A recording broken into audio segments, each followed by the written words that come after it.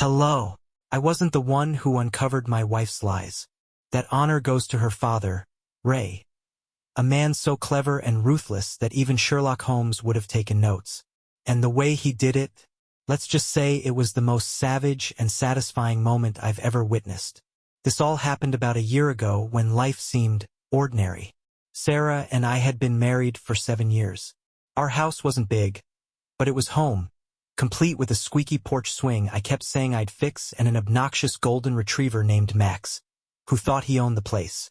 From the outside, we looked like the typical suburban couple. And for the most part we were, or so I thought. Sarah worked in marketing and had just landed a big promotion. I was genuinely proud of her. She'd started staying late at the office, taking on more projects, and occasionally traveling for client meetings. At the time, I didn't question it. I mean, why would I? We'd never had any major issues in our marriage. Sure, things weren't perfect, what marriage is. But there weren't any glaring red flags. Enter Ray, my father-in-law. If you haven't met a man like Ray, let me paint you a picture. He's retired military, about 6 feet tall, and has this knack for walking into a room and making everyone sit up a little straighter. Not because he's intimidating, but because he has this energy, like he's always 3 steps ahead of everyone and just waiting for the perfect moment to make his move. Ray wasn't just my father-in-law. He was the kind of guy you wanted on your team. He could read people like a book and had this sharp, sarcastic humor that either made you laugh or sweat, depending on what side of the joke you were on. Ray and I got along great. He treated me like a son, which was both comforting and mildly terrifying. He loved to give me unsolicited advice about life, cars, grilling techniques, and, oddly enough, relationships. Keep her on her toes, kid, he'd say with a wink. But don't forget, you can tell a lot about someone by what they're trying to hide. At the time, I thought he was just being his cryptic, dad joke self. But Ray was observant to the point of genius. Nothing slipped past him. And while I was too caught up in my routine to notice that Sarah's late-night work calls didn't quite add up, Ray was already raising an eyebrow. Looking back, the warning signs were there, but Sarah's sudden busy schedule felt normal at first. It started with her coming home later and later from work. Big project, tight deadline, she'd say, dropping her bag by the door before grabbing a glass of wine and scrolling through her phone like her life depended on it. I chalked it up to her new promotion. After all, more responsibility meant longer hours, right? Then came the yoga classes. It's for stress, she told me one night, while she pulled on a pair of overpriced leggings that she'd never worn before. I teased her, saying she was jumping on the suburban yoga mom bandwagon, and she laughed it off. But what stuck out was her sudden interest in self-care. New perfumes, makeup she never used before, even fresh highlights in her hair, all within weeks. She'd always been low maintenance, so this was different. First, I found it endearing. I even encouraged her. It's great you're taking care of yourself, I said. Maybe I'll join you at yoga someday. She froze for half a second before plastering on a smile and replying, "Oh, it's a women-only class. No husbands allowed." Then there were the work dinners. The first time she mentioned one, it seemed legit. "My boss, Paul, is hosting a team dinner to celebrate the new campaign," she said. I didn't think much of it. But then the dinners became a regular thing. Always on Thursday nights, always at restaurants we never went to together, and always with the same excuse. It's just work. Ray started picking up on it before I did. One Sunday, when we were all having dinner at his house, Sarah got up from the table to take a call. She was barely out of earshot when Ray leaned over to me and whispered, "You notice how she's on her phone a lot these days? When's the last time she put that thing down?" I shrugged. "She's busy. New job stuff." Ray didn't look convinced. "Son," he said, lowering his voice, "women don't suddenly get this busy without a reason. Either she's planning you the world's most elaborate surprise party, or she's hiding something. My money's on the latter." I laughed it off at the time. "Come on, Ray. She's stressed. That's all." But then he dropped the bomb. "Well, I didn't realize stress makes you park your car outside a steakhouse on a yoga night, because that's where I saw her last Thursday." I blinked, confused. "What?" She's been going to yoga on Thursdays. Ray tilted his head and smirked. If by yoga, you mean ordering filet mignon with someone who isn't you, then yeah, she's been downward dogging all over town. I laughed nervously, thinking it was another one of Ray's jokes. But when I looked into his eyes, there was no humor there, just a steely, knowing gaze. That was the first moment I felt the pit in my stomach. The seed of doubt had been planted, and I couldn't shake it. Got it. Let's make this part full of twists, engaging commentary, and keep the audience hooked. So, after Ray told me about spotting Sarah's car at the steakhouse, I tried to laugh it off. I even said something dumb like, maybe she went to yoga and got hungry afterward? Yeah, I know. I can already hear you rolling your eyes. But when you've been married for 7 years, you don't jump straight to my wife's cheating on me. You rationalize, you make excuses because the alternative is a little too hard to stomach. But here's where it got weird. That same night, I casually mentioned the steakhouse to Sarah. Hey, you ever been to O'Malley's? I asked while we were watching TV. Her face froze for just a second, so quick I almost missed it. Then she said, no, why? Ray mentioned it. Said the food's good. Thought we could try it sometime. She shrugged and muttered something like, sure, if you want, before changing the subject. But her tone was off. You know when someone answers too fast, like they're trying to steer the conversation away? Yeah, that's exactly what it felt like. And here's the kicker. She didn't touch her phone the rest of the night. Normally, she's glued to it, scrolling Instagram, texting her coworkers, whatever. But now, it just sat there on the coffee table like it might explode if she picked it up. I could feel the doubt creeping in. So, the next day I did something I never thought I'd do. I snooped. Yeah, I know what you're thinking. That's an invasion of privacy. And you're not wrong. But let me ask you this. If you thought someone you loved was lying to your face, wouldn't you at least be tempted? Here's the thing, though. I didn't find anything. Her texts were normal, her emails were boring, and her search history was just a mix of recipes and online shopping. For a moment, I felt stupid. Maybe I really was overreacting. But then I saw it, her GPS history. I don't know why I even opened it. I barely know how to use half the apps on my own phone. But there it was.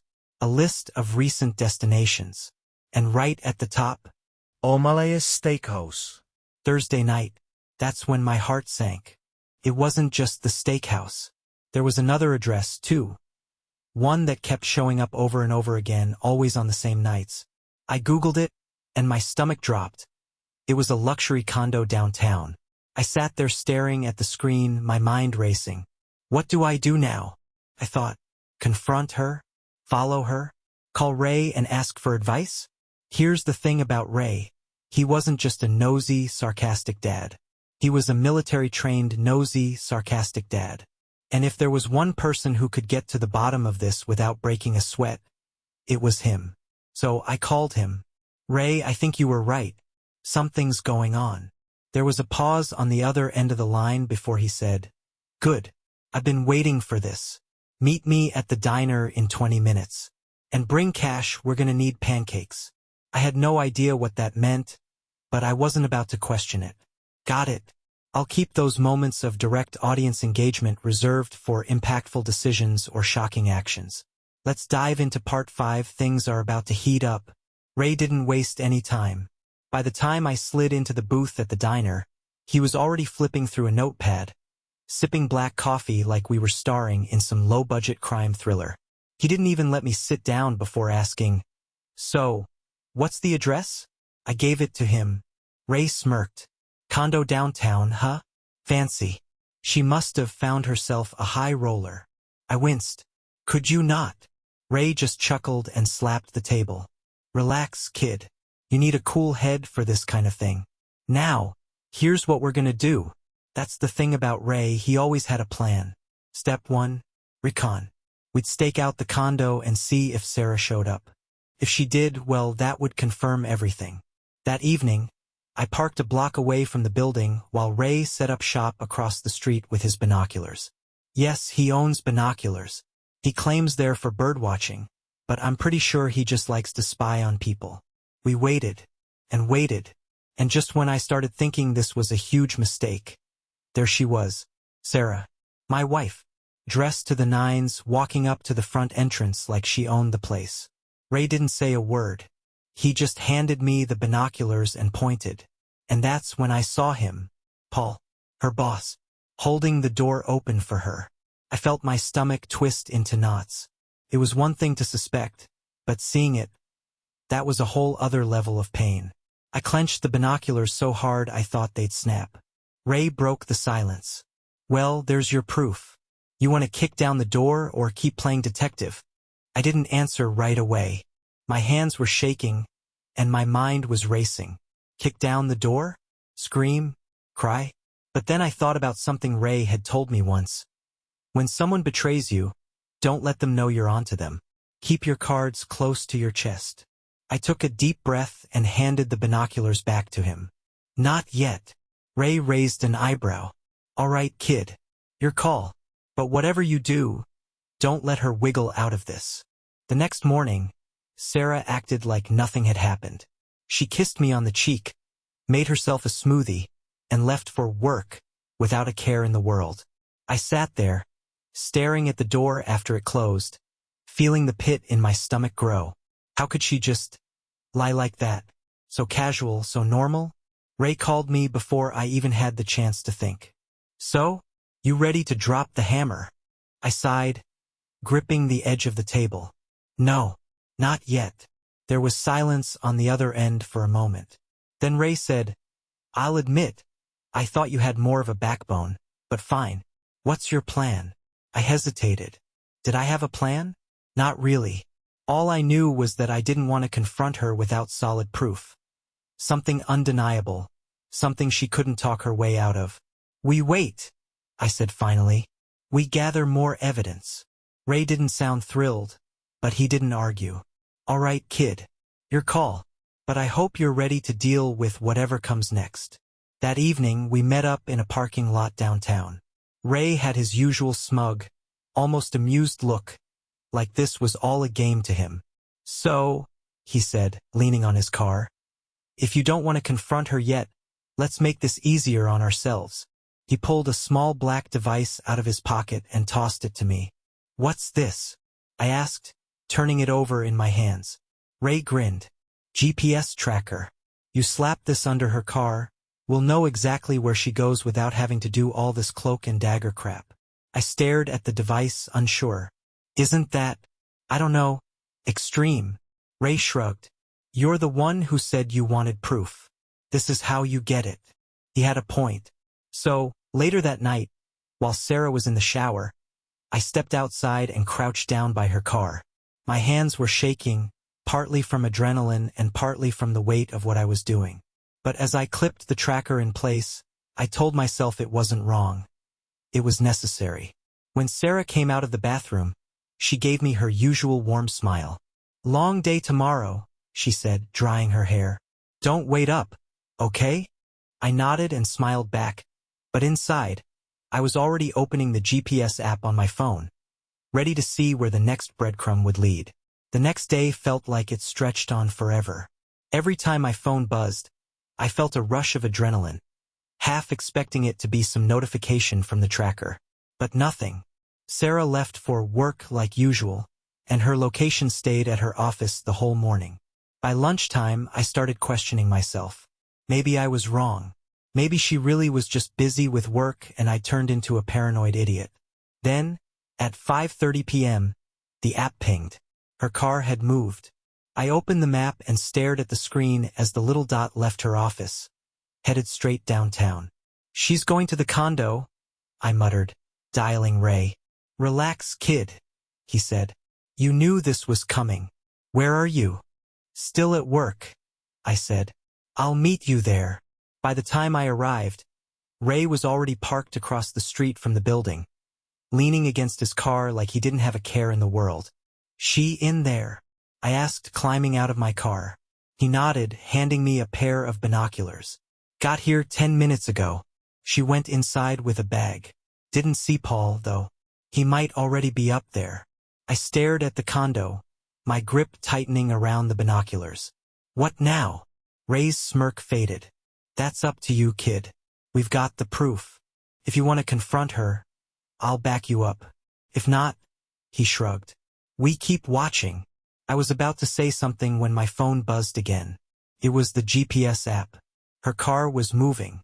Wait, what? I said, holding up my phone. She's leaving? Ray frowned, glancing at the app. Sure enough, the dot was moving. But then something clicked. That's not her, he said suddenly. I looked at him, confused. What do you mean? Ray pointed toward the condo. Her car's moving, but she's still in there. Which means... He trailed off, his jaw tightening. Someone's driving her car. Someone who doesn't want us following her. My stomach dropped. Whoever was behind this wasn't just sneaky. They were smart. And now I realized this wasn't just about Sarah. This was bigger than I'd thought. The realization hit me like a punch to the gut. Someone was trying to cover Sarah's tracks. Ray's expression shifted from his usual calm confidence to something more serious. A look I hadn't seen before. All right, he said, grabbing his keys. We're following the car. You stay here and watch the condo. If she comes out, call me immediately. Are you sure? I started, but he cut me off. Trust me, kid. Whoever's driving that car is trying to play us. But they didn't count on me being 2 steps ahead. Before I could say anything else, Ray jumped into his car and sped off, leaving me standing there, my heart racing. I stayed glued to my spot, staring at the condo entrance like my life depended on it. Every minute felt like an hour. My mind raced with questions. Who was driving Sarah's car? Was it Paul? Someone else? And why the hell was Sarah still inside while this was happening? Then, just as I was starting to think I'd made a mistake by staying, the front door opened. There she was, Sarah. And she wasn't alone. Paul stepped out right behind her, laughing like he didn't have a care in the world. He was carrying a small black duffel bag, and Sarah was holding what looked like a takeout container. They looked casual, like this was just another normal evening for them. I ducked behind a parked car, my pulse hammering in my ears. I wanted to scream, to run up to them and demand answers, but I forced myself to stay put. I needed more than a confrontation, I needed proof. I pulled out my phone and snapped a few pictures. The way they stood close together, the way Paul's hand brushed against Sarah's lower back as they walked to the curb. It was all there. As they got into a sleek black car, Paul's, not Sarah's, I realized they were leaving. My phone buzzed just as they pulled out of the lot. It was Ray. The car's parked at a diner about 10 miles out, he said. Whoever's driving it isn't going anywhere for a while. What's happening on your end? They're leaving, I whispered. Together. In his car. Ray let out a low whistle. Well, that's interesting. You want me to come back? Or? I clenched my jaw, staring at the taillights as they disappeared down the street. No, I said finally. I'm following them. As soon as Paul's car turned out of the parking lot, I followed at a safe distance, gripping the wheel so hard my knuckles turned white. My heart was pounding, my mind racing, and I had no idea where they were headed. All I knew was that I couldn't let them out of my sight. I texted Sarah while I drove. Work's crazy tonight. Staying late at the office.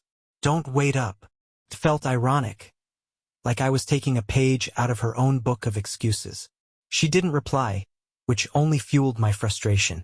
For about 10 minutes, I managed to keep their car in sight, weaving through the downtown streets, my headlights a dim glow in their rearview mirror.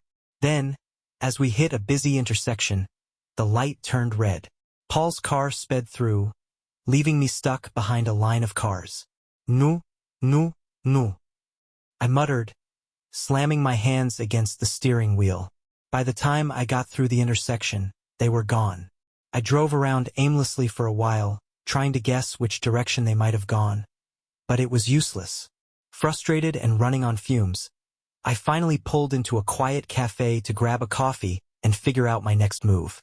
Sitting there, staring at my untouched cup, I felt the weight of everything. The pictures I'd taken confirmed what I already suspected, but now I'd lost their trail. I was stuck. What could I do next? My hands were tied unless they slipped up or Ray came through with something. Meanwhile, Ray had gone home after losing the driver of Sarah's car. Maybe you thought he lived with us because of how often he was around. It certainly felt that way sometimes. But no, he had his own place. He stopped by our house often to drop things off, pick things up, or just check in. That night, after the diner incident, he swung by to deliver an old toolbox Sarah had asked for weeks ago. He was in and out in 5 minutes, just long enough to notice something that made him freeze in his tracks. Paul's car parked a few houses down the street. Ray didn't say a word. He drove off like nothing was wrong, circled the block, and parked a few houses away. Then, in classic Ray fashion, he came in through the back door, as quiet as a shadow. When I finally got back home, still seething over losing their trail, the house was quiet. Too quiet. I opened the door, and there he was, Ray, sitting in my living room like he owned the place. "Took you long enough," he said, motioning to the 2 glasses of whiskey he'd poured. One for me and one for himself. "Ray, what the hell?" I started, but he held up a hand to stop me. "They're upstairs," he said calmly, his voice low but steady. I froze. "They're what?" Ray leaned back in his chair, sipping his drink like we weren't in the middle of a disaster. "Sarah and her boyfriend. Upstairs. In your bedroom."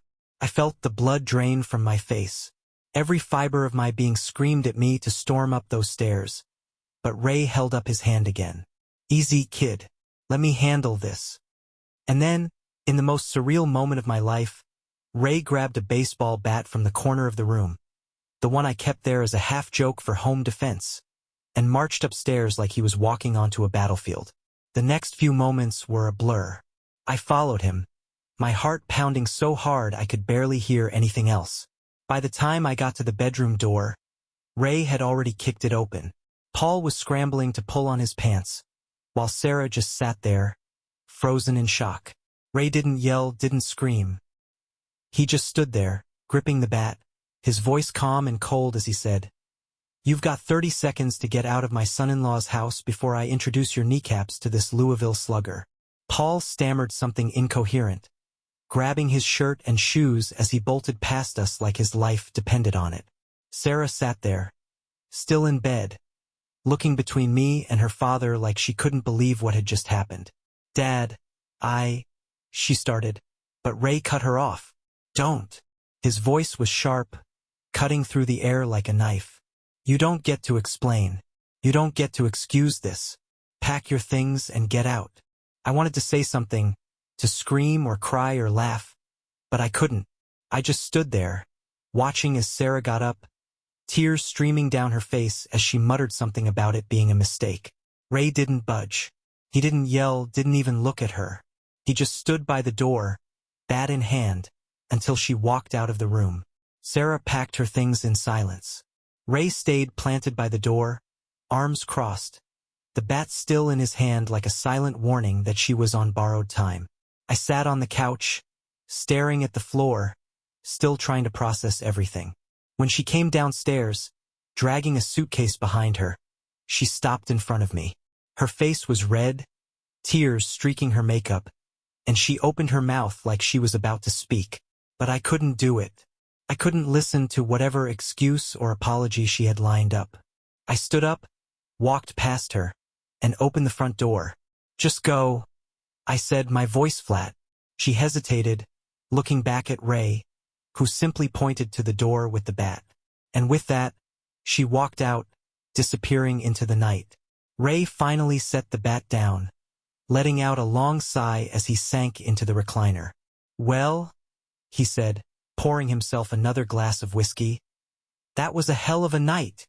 I sat down across from him, my head in my hands. "I don't even know what to say." Ray smirked. "Then don't say anything. You're better off without her, kid." "You think she'll come back?" I asked. Ray shrugged. "Probably. But by the time she does, you'll already be long gone. And I'll make sure of that." The next few weeks were a whirlwind. I filed for divorce immediately. Sarah tried to call me a few times, but I never picked up. She even left a long, tearful voicemail begging for another chance. But by then, I was done. Ray, being the man of action that he is, went above and beyond to make sure I didn't look back. He helped me box up Sarah's remaining things, dropped them off at her mother's house, and even sent me links to apartments he thought I might like. "You need a fresh start, kid," he said one night while we were grabbing beers. "And you need to stop wasting your time thinking about someone who didn't value you." He was right. 3 months later, I moved into a new place across town. It wasn't much, but it was mine. Ray came over to help me set up, and when we were done, he handed me a small box. "What's this?" I asked, opening it. Inside was a brand new Louisville Slugger. On the side, engraved in neat lettering, were the words, "For home defense and keeping kneecaps honest." I laughed for the first time in what felt like ages. "Thanks, Ray." He tipped his beer toward me. "Anytime, kid." As for Sarah, last I heard, she tried to patch things up with Paul, but that didn't last long. Turns out, he wasn't too keen on commitment once the excitement of sneaking around wore off. She moved back in with her mom and hasn't contacted me since. And me? I've never felt lighter. Ray and I still meet up regularly for beers and baseball games, and he's become more of a father to me than ever. If there's one thing I learned from all this, it's that you don't mess with a man like Ray. Sometimes, I still laugh when I think about how calm he was that night, how he walked into my house, caught his daughter cheating, and handled it like a damn pro. What a dad, right? So what do you think? Did the story go the way you thought it would? Or did the twists catch you off guard? I'd love to hear your thoughts. Drop them in the comments and let's talk about it. Bye-bye.